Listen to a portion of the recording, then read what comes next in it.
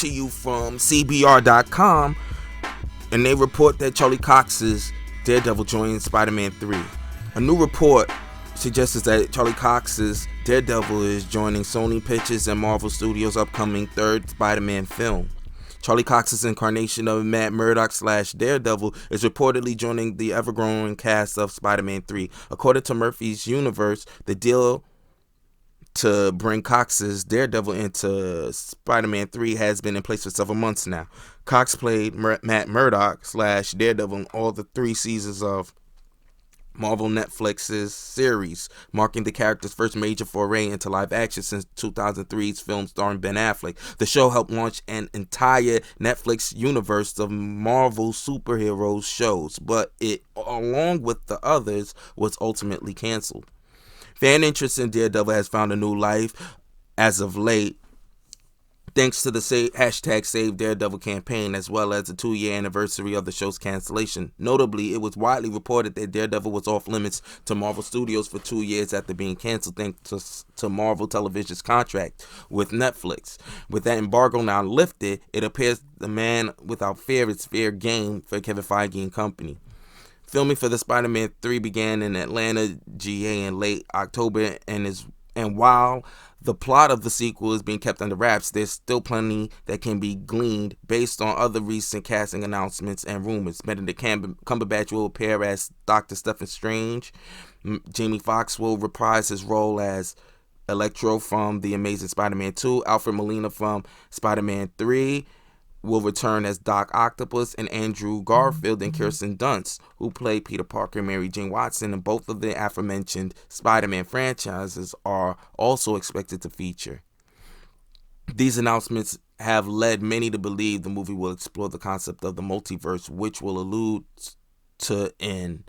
alluded to in Far From Home, but ultimately proved to be a ruse by Mysterio.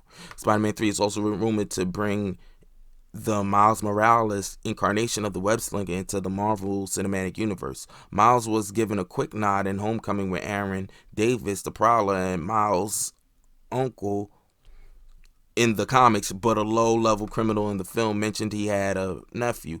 Finally, it's been heavily suggested that Tobey Maguire could play a role in the movie, joining the other 2 modern live-action Spider-Man. Directed by John Watson, currently untitled sequel to the Spider-Man Far From Home stars Tom Holland, Zendaya, Jacob Batalon, Jamie Foxx, Alfred Molina, and Benedict Cumberbatch, and the film arrives in theaters December 17th, 2021.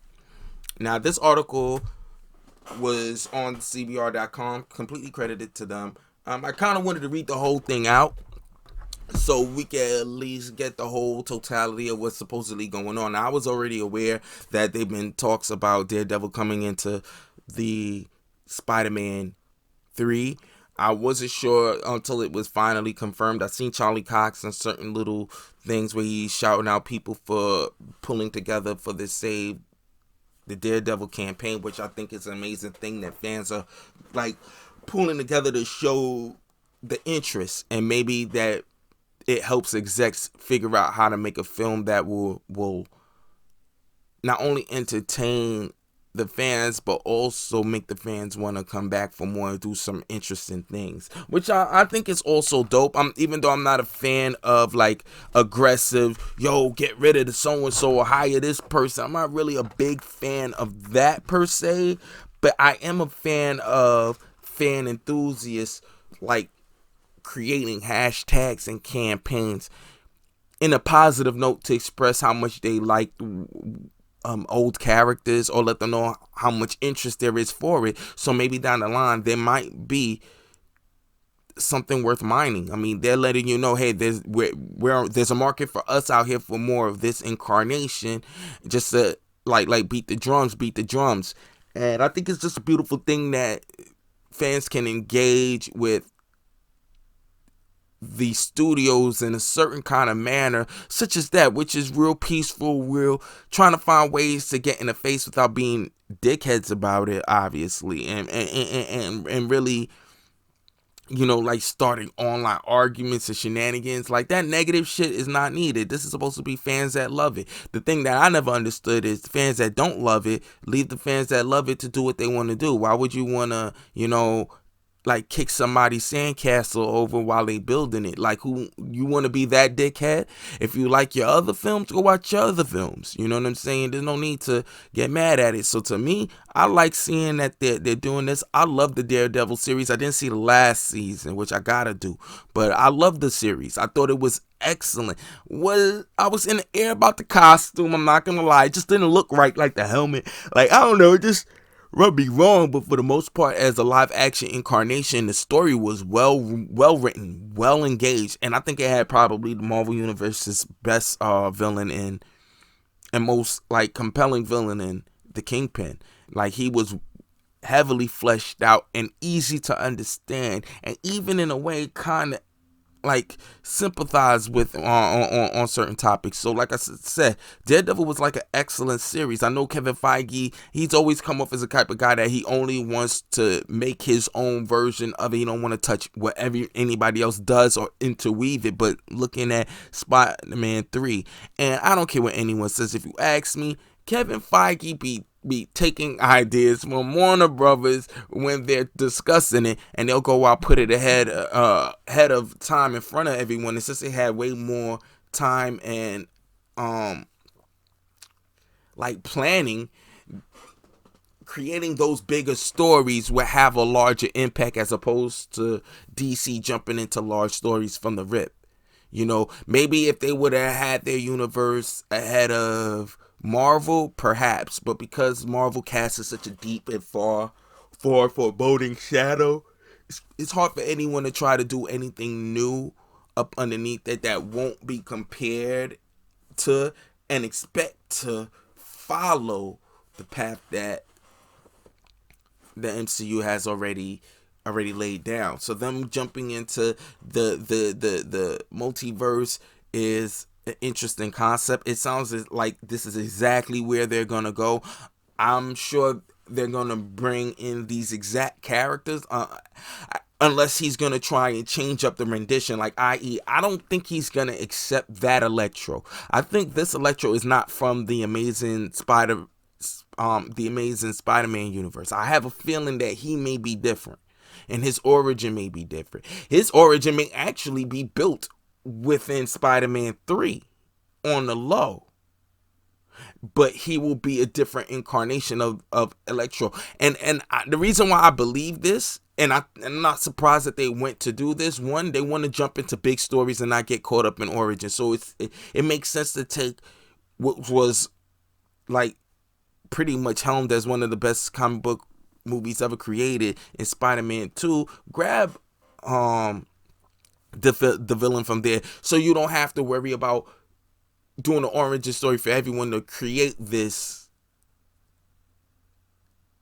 which I really think they still want to do. Sony, a Sinister Six film. So take the best of all the worlds. And the thing that's so beautiful about it is now that you can actually tell like an old man Spider-Man story, because now that you brought them back in, they could jump out and do movies here and there, and that could all go to Disney Plus. It don't even have to be the lead films in the theaters. Or they could kind of like, and I have a funny feeling this was probably part of the deal, to use the new Spider-Man MCU to refresh your old Spider-Mans, so you could tell those stories with your Sinister Six, so we could keep Spider-Man over here, and we don't have to deal with you directly like that. I have a funny feeling that might be the way they go with it. It's very possible, not sure, but by opening up the multiverse, you allow for Sony to mine the fuck out of Spider-Man, which they've been wanting to do. These are their big franchises, and this is a good way to